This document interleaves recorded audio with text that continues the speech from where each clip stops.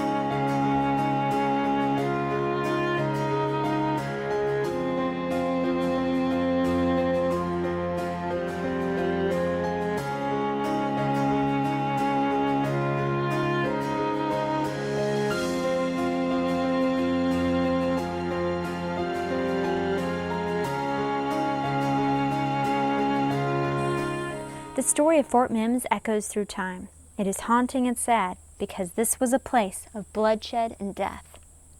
And when you come to this place, oh my gosh, you feel the spirits of those people here. Like today, we're here. It's a partly sunny day.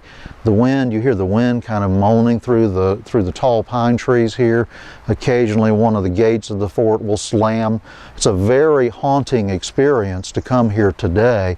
And you think about, in a very small space here, you know, when you combine the two sides, at minimum 350 people died in a very confined space here, and at most, you know, 600, 700 people, when you combine the two sides, died for this little small blood-soaked piece of ground. The fort was a rough log stockade thrown up during the Panic of 1813, a time when frontier settlers feared that a civil war in the Creek Nation would soon spill over into their communities and farms.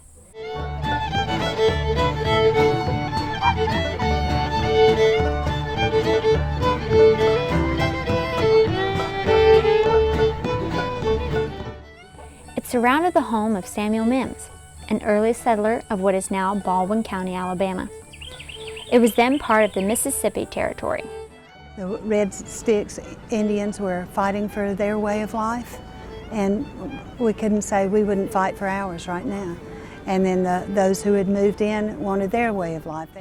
Mims lived not far from Tensaw, near a place called the Boatyard. The old federal road passed close by. His neighbors included whites, African-American slaves, Creek Indians, and Métis, a name given to those of both Creek and white ancestry.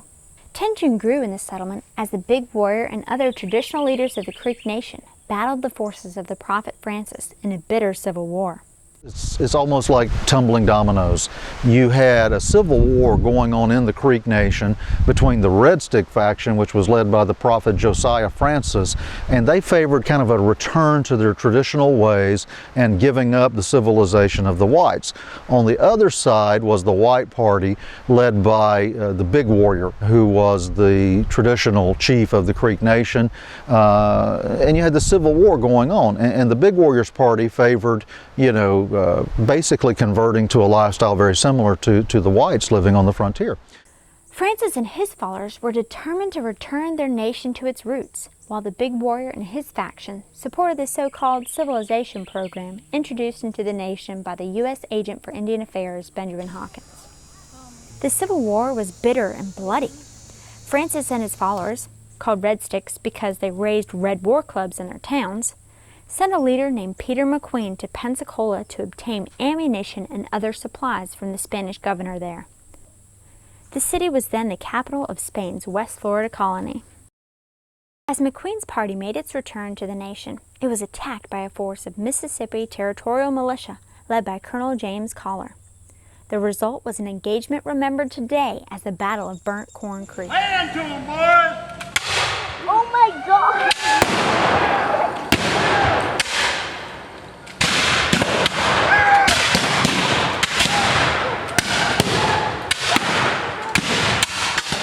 Collar's force had success at first, driving off McQueen's warriors and capturing some of their supplies.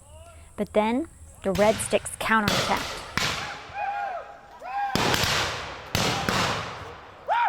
Part of the militia line broke and ran, and the rest was driven from the field in a sharp fight.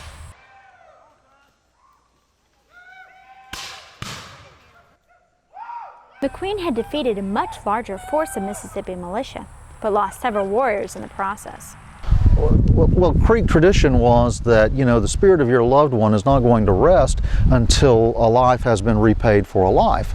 And if your family member, has been killed, then their spirits can't go on until the spirit of someone else is sent, beyond the present world. Well, the attack on the Red Sticks at Burnt Corn Creek infuriated them, and then it led to the family members calling for, revenge for their loved ones. News of the battle electrified the frontier, and settlers for miles around abandoned their homes and fled into the fort that surrounded the Mims home. Militia troops joined them there. So many people came that the little fort had to be expanded. A blockhouse was built to strengthen its defenses. Command of the post was given to Major Daniel Beasley. It split the nation up. So those inside the fort, I'd say 2 or 3 generations had already married into the Creek families. And so it was Creek and European, and grandchildren and aunts and uncles were outside, and the sisters and brothers inside. So it made it a real tragedy. It's like the war between the states, brother against brother. 500 people crowded into Fort Mims. Some lived in the buildings already there or threw up shacks of their own. Others lived in tents. Major Beasley believed that they were safe from attack, even after 2 slaves tried to warn him that Red Sticks were nearby. In reality, to try to make people understand its significance, is I point out that it's essentially the Pearl Harbor of the 19th century. This was an attack that raised an awareness of something that was happening down here that most people really had no idea of. They just didn't know what type of tensions were being encountered in this area. An army of Red Sticks had arrived near the fort, led by William Weatherford, High-Head Jim, and others. They had come to attack Fort Mims. The attack came at the lunch hour, as the occupants of the fort were sitting down to eat. War cries interrupted the meal as Red Stick fighters stormed the main gate of the fort.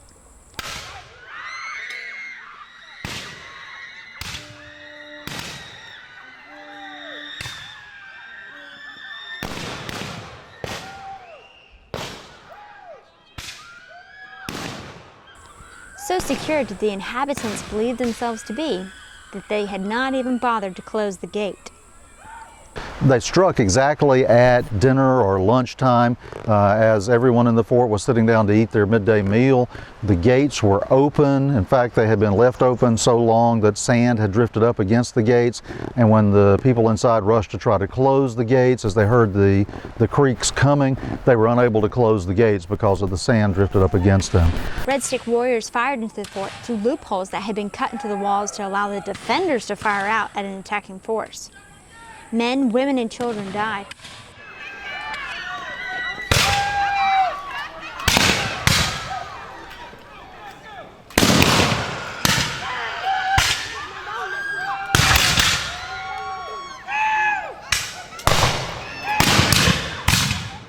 Red Stick warriors also fell as the battle became more intense and more deadly.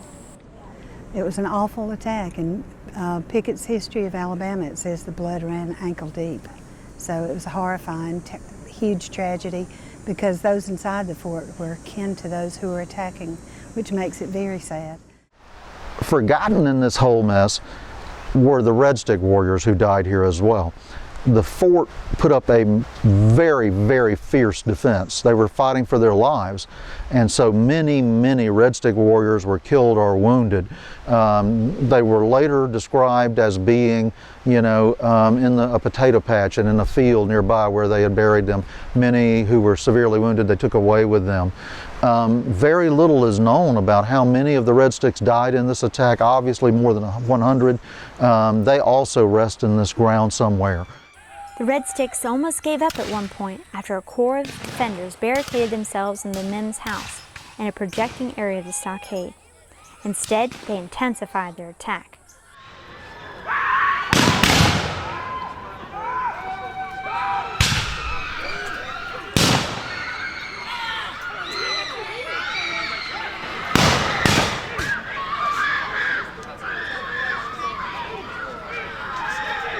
Davy Crockett came here, and he talked about seeing the site of Fort Mims, and in his autobiography, he talked about he met one of the survivors of the fort who described how he escaped by, at one point, all of the remaining people in the fort were pinned up against the stockade wall that you see in the background here, and he literally ran across the tops of their heads to leap over the wall and run to safety in the swamps. That's how he survived the attack on Fort Mims. And so Crockett marveled at his opportunity to speak to this man who had survived this battle. Very few people survived it, some did, and this was one of the survivors, you know, that he spoke with, and he spoke with him here at the site of Fort Mims. In the end, Fort Mims fell. No one knows how many people died. A burial party would later find 247 bodies in the fort, many of them burned beyond recognition. Slain Red Stick warriors were found covered with fence rails and brush. The fall of the fort was tragic, and family stories about it are still told today. Mr. McGirth was here and headed down the river. He had his wife and several daughters and a son. And when they got down the river, they could hear the screams and the guns firing. And he came back and found his son was dead and the wife and daughters were nowhere. So he was grieving. He volunteered for service to ride through the Indian Territory to take word from one post to the next. And after the Battle of Horseshoe Bend, again August to March, he was on the port and on the dock in Mobile, and several women came up, and a man came over and said, "Those women are looking for you," and it happened to be his wife and daughters. So I think that's just kind of gets to me. Fort Mims was a victory for the Red Sticks, but the war that followed marked the beginning of the end for the proud Creek Nation. You've had this massive uproar to put down this Creek rebellion, and in truth the Creeks were fighting among themselves before it ever involved America. So it was a really complex event that exposed a lot of things that were happening on the frontier, and its impact is that it really changed this entire Deep South area and really charted its way towards the development of what we know as the Cotton Kingdom, and preceded the events that led to the Civil War. Fort Mims brought the United States fully into the Creek War. U.S. armies invaded Creek territory from Georgia, Tennessee, and the Mississippi Territory. So I come down here to fight the Creek Indians, and the first tussle I got into with them Red Sticks was on this particular date, November 3rd, 1813. A place called Toulouse Hatches. It was an Indian village about the size of this area here. We formed a hollow square around the village and attacked it with the crack of dawn. Pretty soon them Indians found it was our property, though. We just shot them down like dogs. There wasn't no sport to it whatsoever. Well, about 46 of those Indians run into a log cabin bigger than the one behind you back there. And some of them wanted to surrender to us, but there was an old Indian woman come out on the front porch of that cabin and sat down and notched up a bow and arrow with a foot and shot a man with it. First time I've ever seen a man shot with a bow and arrow, and it was not a pretty sight. Well, as many soldiers standing around watching her notch up that bow and arrow, as many rifle balls that blew through her and killed her. They moved in and began to shoot at the Indians in the cabin, and the flash of the guns set the cabin on fire. And we could hear them in there screaming for their gods as they was burning up.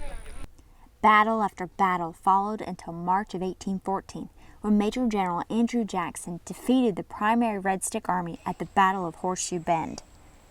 Many of the surviving Red Sticks, the Prophet Francis and Peter McQueen among them, fled south into Spanish Florida. William Weatherford surrendered to Andrew Jackson at Fort Jackson, near today's Wetumpka, Alabama, and then guided U.S. forces on raids against his former Red Stick companions.